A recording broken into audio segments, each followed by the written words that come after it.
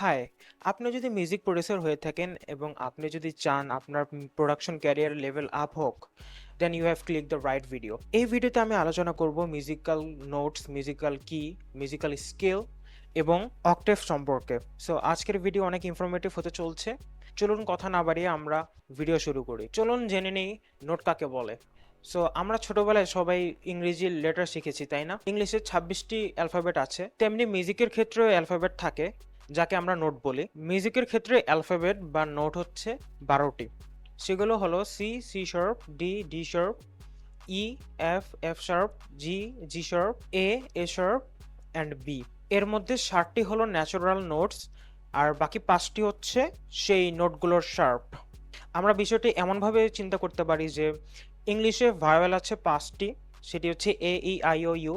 So musical ক্ষেত্রেও মিউজিকের vowel হিসেবে চিন্তা করা যায় এই নোটগুলোর শার্পগুলোকে। সেগুলো হচ্ছে C sharp, D sharp, F sharp, G sharp and A sharp. এখন আমরা প্র্যাকটিক্যালি জিনিসটি বোঝার ট্রাই করি। সো আপনারা স্ক্রিনে দেখতে পাচ্ছেন যে এখানে একটি পিয়ানো নেওয়া আছে বা পিয়ানোর পিকচার অ্যাড করা আছে। স্ক্রিনের এই পিয়ানোতে আমরা ব্ল্যাক অ্যান্ড হোয়াইট বিভিন্ন বাটন দেখতে পাচ্ছি। সো এই বাটনগুলোকে বলে নোটস। সো এই যে সাদা নোটসগুলি, সেগুলোকে বলা হয় ন্যাচারাল নোটস, আর আমরা যে ব্ল্যাক নোটস দেখতে পাচ্ছি সেগুলোকে বলা হয় সেই নোটের শার্প। যেমন এখানে দেখতে পাচ্ছি যে সি, সি লেখা, সো এটা হচ্ছে সি ন্যাচারাল নোট। আর আমরা এর পরের নোট দেখতে পাচ্ছি শার্প বা ব্ল্যাক নোটস। সো পিয়ানোতে ন্যাচারাল নোটস আর শার্প নোটস এভাবে হরিজন্টালি সাজানো থাকে। এখন আমরা চলে যাচ্ছি এফএল স্টুডিওতে, সেখানে আমরা দেখে নিব নোটগুলো কিভাবে সাজানো থাকে। আমরা এফএল স্টুডিওতে বিভিন্ন অ্যালফাবেট দেখতে পাচ্ছি, সেগুলো আর কিছুই না, সেগুলো হচ্ছে মিউজিক্যাল নোটস। সো এখানে যে আমরা হোয়াইট নোটসগুলো দেখতে পাচ্ছি সেগুলো হচ্ছে ন্যাচারাল নোটস, আর এখানে যে গ্রে নোটসগুলো দেখতে পাচ্ছি সেগুলো হচ্ছে সেই নোটের শার্প। সো এফএল স্টুডিওর পিয়ানো রোল আর পিয়ানোর যে লেআউট, দুটার মধ্যে ডিফারেন্স হলো পিয়ানোর লেআউট হরিজন্টালি সাজানো আর এফএল স্টুডিওর লেআউট ভার্টিক্যালি সাজানো। সো আই হোপ আপনারা নোটস কি সেটা বুঝতে পেরেছেন। এখন আমরা জানবো অক্টেভ কাকে বলে।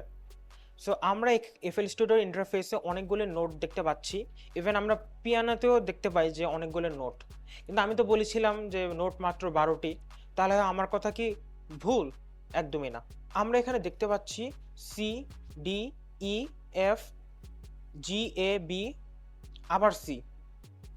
তার মানে কি? তার মানে হলো একই নোট উপরে নিচে আবার বারবার আসতেছে। আমরা যদি আরেকটু উপরে যাই তাহলে দেখতে পারবো আবার সি চলে আসছে।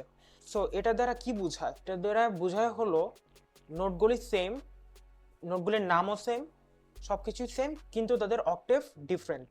একটা লো পিচের আরটি হাই পিচের। যেমন ধরা যাক যে এখানে সি হচ্ছে লো পিচের আর উপরের সি হচ্ছে হাই পিচের। এখন আমি পিচ দিয়ে কি মিন করলাম? পিচ বলতে সাধারণত আমরা সুর বুঝি। সো একটা লো বা ডিপ সুরের আরটি হচ্ছে হাই বা একটু চিকন সুরের। সো চলুন আমরা শুনে শুনে বিষয়টি বোঝার আরো বেটার ট্রাই করি। আমি এখন একটি প্যাটার্ন ক্রিয়েট করব।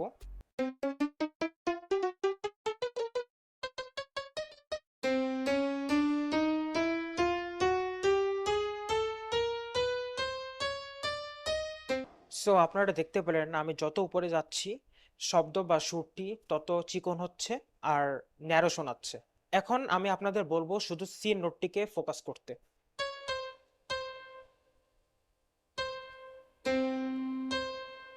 সো আমি আমার প্যাটার্নটি প্লে করলাম। একটা হচ্ছে লো সি আর একটা হচ্ছে হাই পিচের সি। তাদের নাম এবং কাজ সেম হলেও তাদের পিচ ডিফারেন্ট, যার ফলে আমি যখন সিটাকে আরেকটা অক্টেভে নিয়ে গেলাম তখন সেই সি এর পিচ চেঞ্জ হয়ে গেল। এখানে বলে রাখি 12টি নোট মিলে একটি অক্টেভ হয়, এরপরে নতুন একটা অক্টেভ তৈরি হয়। চলুন আমরা নোট কাউন্ট করি।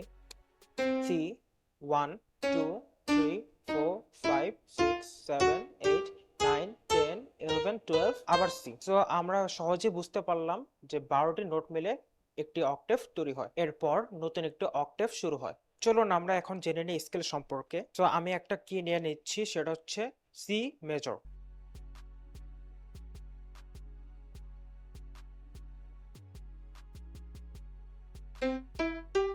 সো আমি এখানে সি মেজর ট্রায়াড কর্ড নিয়ে নিয়েছি। তার আগে আমি বলে নেই কর্ড কি।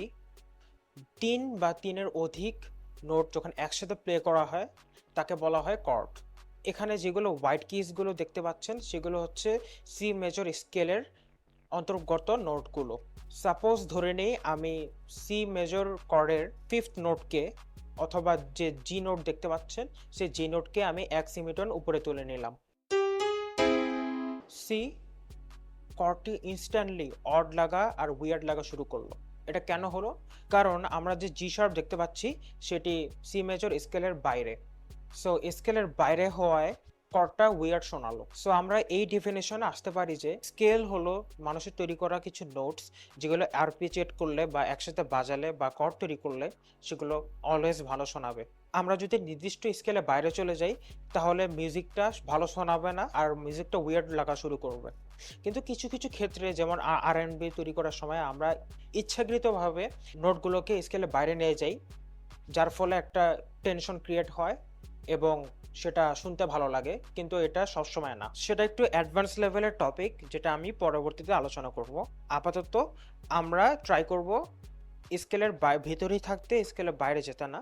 সো এখন আমরা জানবো কি সম্পর্কে কি হচ্ছে স্কেলের যে নোট ব্যবহার করা হয় বিট বা সং তৈরি করা হয় সেগুলোকে কি বলে। এখন কেউ যদি আপনাকে বলে সংটি সি মেজর কি এর, তখন আপনি কি বুঝবেন? তখন আপনি বুঝবেন গানটি সি মেজর স্কেলের নোটসগুলো দিয়ে তৈরি করা। সো আই হোপ আপনারা বিষয়টি বুঝতে পেরেছেন। স্টিল কোনো কিছু না বুঝে থাকলে আপনারা ভিডিওটি পজ করতে পারেন অথবা রিওয়াইন্ড করতে পারেন এবং টপিকটি আবার দেখে ফেলতে পারেন। আর আপনাদের কোনো সমস্যা থাকলে অবশ্যই সেটা কমেন্ট বক্সে কমেন্ট করবেন, যার ফলে আমি আপনাদের সলিউশন দেওয়ার ট্রাই করব। সো দিস ইজ ইট, দেখা হচ্ছে নিউ ভিডিওতে। টাটা।